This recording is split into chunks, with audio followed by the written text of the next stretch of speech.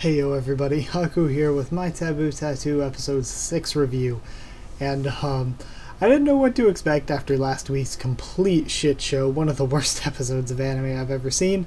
But this was actually really good. There was barely any fan service, which was great, because that was probably the key problem in a lot of earlier episodes and the biggest problem of last episode. Though there were many problems, that was one of the chief among them. So the lack of fan service trying to override the plot here was actually really good. We start off with BB who just took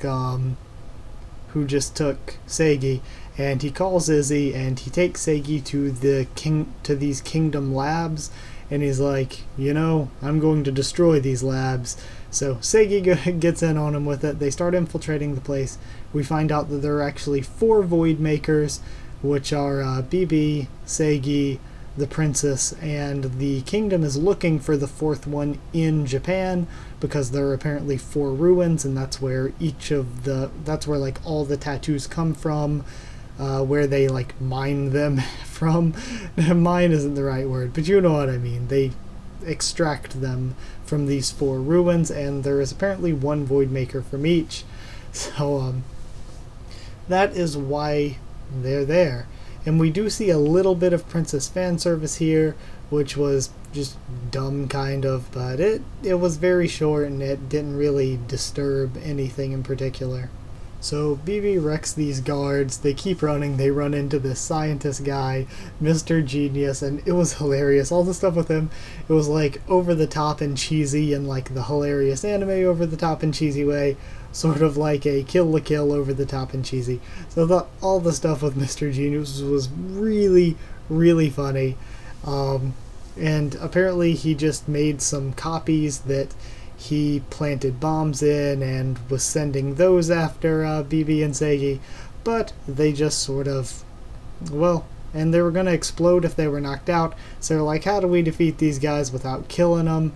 We get a lot of terms and stuff thrown around because the plot is incredibly rushed. You can definitely tell that they're trying to stuff all this into 12 episodes, I'm presuming, and they're doing a lot of stuffing and cutting a lot of corners when it comes to plot. But either way, it was just really funny, and the action for this fight sequence was friggin' amazing. I loved this fight sequence, and we see the source, which we find out is the soul of a tattoo. Then we have a random cut to the princess's group at some point in there to find out that this Cal chick that's with Eel and Aryabhata is actually the vice captain of Brahmin. So yeah, they're going along, doing their business, and we continue on, and Seigi sees the source in BB, and he uses his power, his Void Maker, to take down all of the copies, and to also remove the bombs from within them, because it's a power that is OP as hell, and it's a really OP and broken power, and when you have somebody that good at using it, it's even more OP and broken. Though there was something said in there about him being at his limit. If he uses it again, he'll tear himself apart, but not so sure about that given that he's alive right now. And then after that, when they're cleaning up after the mess, the raid on that lab or whatever, we have this really awesome speech, and the speech when he confronts the scientist too, both really awesome speeches from BB, and he's just this really awesome, he's like a real hero of justice, or at least that's the way he wants to make himself seem, and I don't know, he made the episode. BB just really made the episode. He was an awesome character. So the princess finds this crystal thingy and goes inside of it naked. Whatever. I guess that's what she's using for her plot, they said later on, to try to rewrite the world using tattoos. But again, we don't really know what any of this means. Explanations are very scarce, and we might get into it later, we might not. It's really rushing along.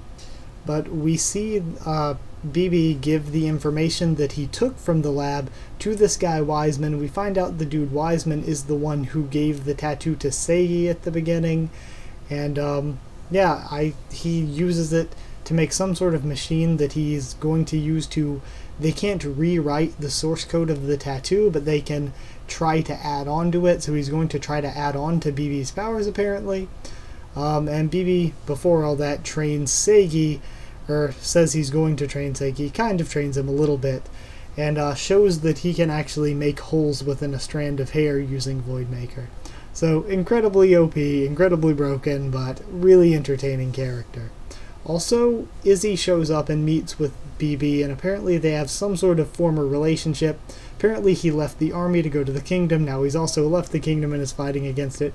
He played both sides, and now he's going on his own side to do what he thinks is right. Hero of justice, whatever, all that. So, really awesome character. We don't know the specifics of their relationship, whether it's romantic or whether they were former partners and Izzy just has a crush on him, or whether they're related by, whether they're like family, whether familial, I don't know, whether they're related by blood. So then, with 2 minutes left, the episode could have been great. 2 minutes left, we get Toko, and that definitely knocks it down a peg, because Toko is just such a horribly written character. She's just terrible, just completely terrible. There is no redeeming thing at all about having Toko in the story. So, we have some annoyance with her for a little bit, then we get the ending credits. Then after the ending credits, we see that Sanders has found Brahmins. Well, he says he's found Brahmins. I don't know if it's their HQ, or if he's found the ones hiding out in Japan, or what he's found, but he's found something.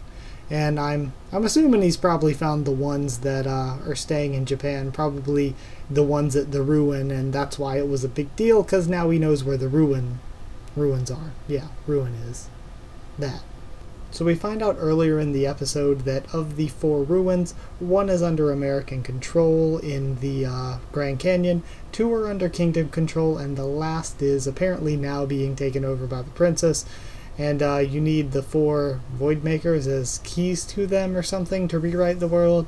I don't know. Lots of complex stuff. Not completely explained yet.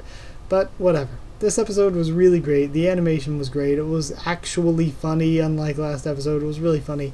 Barely any fan service, which is great. Toko being in there was lame. BB is an amazing character. And yeah, basic thoughts on it. Way, way up from last week. So I'll give it 8 random ruins out of 10. I don't know, I probably could have thought of something better than that. Whatever, 8 out of 10. So I hope you guys liked the video. Like if you did like the video. Comment down there and tell me what you thought of this episode, what you thought of my thoughts on it. Subscribe for more Taboo Tattoo, Fukigen no Mononoke, One Piece 91 Days, and a bunch more. And follow on Twitter if you want. I'll try to keep you updated there whenever I post anything or have to reschedule anything.